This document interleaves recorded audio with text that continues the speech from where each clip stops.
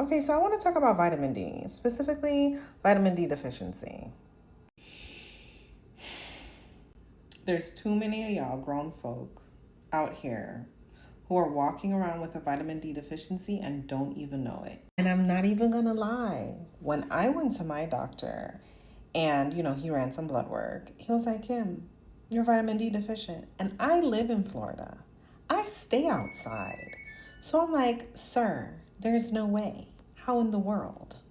So a lot of people think that vitamin D is only crucial for their bones, but it's actually crucial for your health.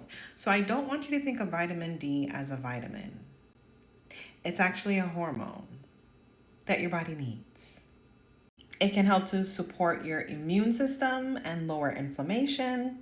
There's some research coming out that it may help with your mood, because of course, mental health is super important. And something that I am personally interested in is the link between vitamin D and glucose management.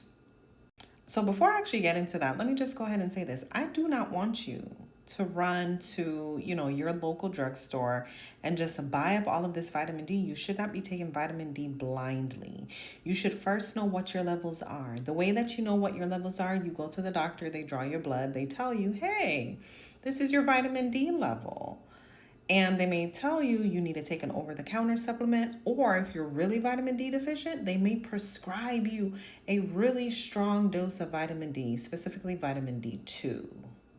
But vitamin D may help to improve insulin, or not improve, I should say regulate insulin. It does this by improving insulin sensitivity as well as insulin secretion. I mentioned earlier that vitamin D can help to reduce inflammation, and that's important because type 2 diabetes is an inflammatory condition. It's a whole entire inflammatory condition.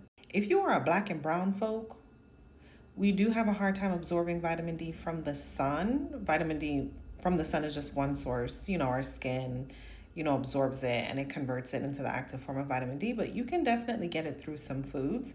Here's the list of foods that it's on your screen right now. Take a screenshot of it, pause, read, assimilate that information into your brain. And vitamin D may help with glucose metabolism. So earlier when I mentioned black and brown folk, you may be at an increased risk for vitamin D deficiency. You're not the only one. Older folks as well may be at increased risk. Small children may be at an increased risk. If you are a house mouse, you may be at an increased risk.